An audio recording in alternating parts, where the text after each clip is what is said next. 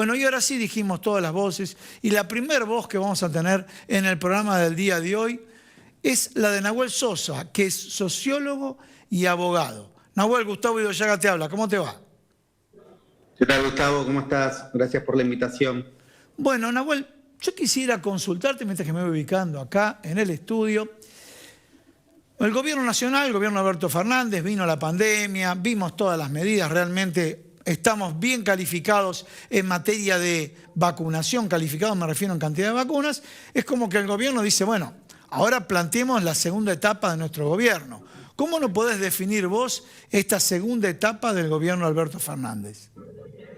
Bueno, como bien vos decías, me parece que se va a ir una segunda etapa en la cual los ejes va a ser la profundización de las transformaciones, ampliar más derechos y a su vez consolidar un modelo de desarrollo sustentable de trabajo y producción. Me parece que ya en noviembre del año pasado el presidente, luego de las elecciones, habló con claridad de esta idea de pasar un capítulo luego de la pandemia amarilla por el macrismo y de la pandemia en términos sanitarios.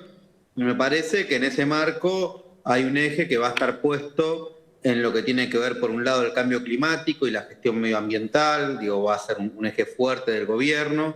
Un segundo punto ligado al trabajo y la producción, en ese plano observar cuáles son los sectores estratégicos en los cuales se puede dinamizar la economía, como el caso de hidrógeno verde, de vaca muerta, de litio, es decir, algunos actores. Y el tercer punto tiene que ver con poder profundizar la alianza, sobre todo con los sectores sociales, los movimientos populares, teniendo en cuenta que una de las consecuencias más fuertes de la pandemia la sufrieron los sectores vulnerables. Sí, sí, eso quedó clarísimo. Te voy a interrumpir un poquito y después volvemos a los principales ejes, pero recientemente volvió de una gira el presidente de la Nación. ¿Y qué saldo positivo vos ves de la gira más allá de la característica de ser multilateral? Bueno, a ver, me parece que la gira supone también acuerdos económicos. Me parece que China y Rusia, sin dudas, son países de fuerte impacto y de fuerte incidencia en el tablero geopolítico. Recordemos también que Alberto hace un año había hecho otra gira exitosa en la cual estuvo con Angela Merkel, con el Papa Francisco, había visitado Israel. Y muestra también que Argentina, lejos de lo que plantea la oposición, que siempre dice la Argentina está aislada del mundo cuando aparecen gobiernos populares, por lo general es al revés.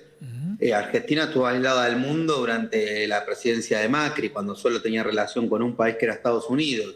Ahora, por el contrario, vemos que la Argentina trata de recuperar terreno en el tablero geopolítico, a su vez trata de fortalecer alianzas regionales, Cristina yendo a Honduras con Xiomara Castro, la alianza con Boric en Chile, la fuerte alianza con Lula, que tiene muchas posibilidades de ganar este año en Brasil. Me parece entonces que se empieza a pensar también de nuevo en bloque regional, en nuevo en bloque Patria Grande, algo que había estado básicamente desplazado durante los gobiernos neoliberales. Bueno, ¿sobre qué ejes considerás que va a trabajar el gobierno nacional este año 2022, no? Bueno, me parece que uno de los ejes más importantes, como te decía anteriormente, después de que la gestión sanitaria en materia de salud, y si no aparece una nueva variante, pero ya hasta acá, como bien decías vos en tu editorial, viene teniendo un buen ritmo de vacunación en nuestro país, más del 80% de la población vacunada. Me parece que esto deja también un legado que es las políticas del cuidado, ¿sí? Me parece que hay algo central que excede el punto de vista sanitario, que tiene que ver con el rol del Estado cuidando. Y me parece que hay un segundo punto clave que va a ser lo que va a marcar esta segunda etapa, que es el trabajo y la producción. Siempre pensando el trabajo y la producción con inclusión social, ¿no? Claro. Pero tiene que ver con, no será solo el trabajo, sino en la medida que el país crece, cómo se va desarrollando y cómo va incluyendo al conjunto de la sociedad. Creo que ese va a estar puesto el foco. Lo vemos en una alianza fuerte que está haciendo el gobierno con las pymes, con las cooperativas. Lo vemos que lo vienen haciendo con el registro de los trabajadores de la economía popular, que hoy son más de 1 millón y en la cual se ha potenciado las unidades productivas. Entonces me parece que tiene que ver con reconocer que hay toda una economía que no es formal, que también está produciendo trabajo y que lo que hay que hacer es empezar a institucionalizarla.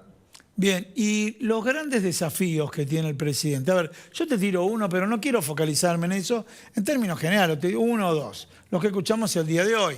Un desafío está vinculado con el tema de inflación y precios. Otro desafío es cómo acordar con el Fondo Monetario y que no represente un ajuste ni laboral, ni previsional, ni impositivo.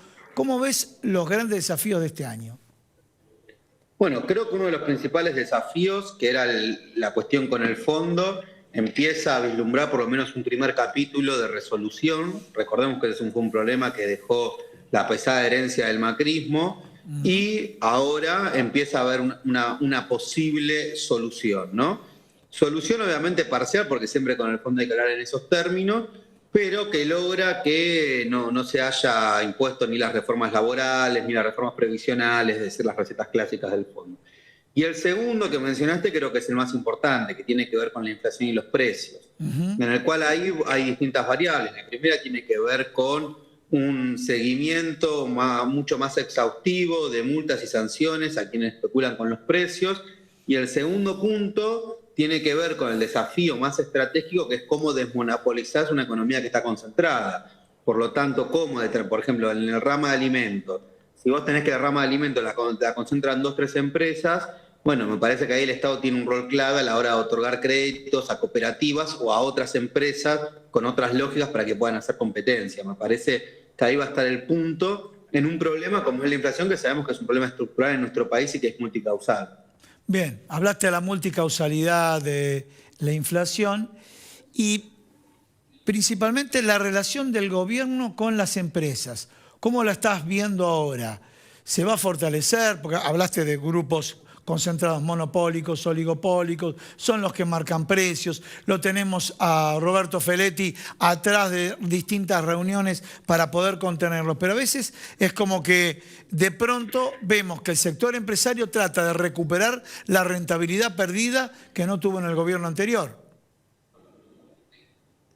Sí, yo creo que ahí, obviamente, cuando uno habla del mundo empresarial, digo, no todo es lo mismo. Me parece que hay grupos empresarios con los cuales hay una voluntad de ayudar a que el país crezca, que no tiene que ver con el gobierno, un país que, como sabemos, está atravesando una pandemia inédita a nivel mundial y que vuelcan. Y por otro lado hay un sector de empresarios, sobre todo el sector más concentrado, que sigue apostando a la especulación, sigue apostando a la exportación y en los cuales los ingresos no distribuirlos. Y me parece que con ese sector capaz que haya que pensar en acuerdos sectoriales y también haya que discutir seriamente de qué forma ese sector va a colaborar. Me parece que el impuesto a la fortuna, por ejemplo, fue una buena medida que se hizo en su momento, que eso se puede discutir si se siguen haciendo impuestos de este tipo o si se plantea algún tipo de reforma tributaria. Bien, muchísimas gracias, Nahuel, por comunicarte con nosotros. ¿Sabes qué me quedó pendiente? Agenda Argentina. Sí, Agenda Argentina viene de tener un plenario, va a estar haciendo otro ahora en marzo para la apertura de sesiones. Sí. Y la idea de Agenda Argentina, justamente como un colectivo académico y político, es ayudar a fortalecer al presidente en estos años y es por lo tanto también muchos de los debates que hay en la coalición del Frente de Todos, ligados por ejemplo al tema de la deuda, ligado al tema del medio ambiente, ligado al tema de si hay que institucionalizar o no nuestro frente, es decir, los debates, si quieren, más picantes que tiene la coalición. La idea es que Agenda Argentina pueda ser un espacio en los cuales se puedan producir y en los cuales se puedan sintetizar posiciones. Bueno, ahora sí, muchísimas gracias, Nahuel, por comunicarte con nosotros.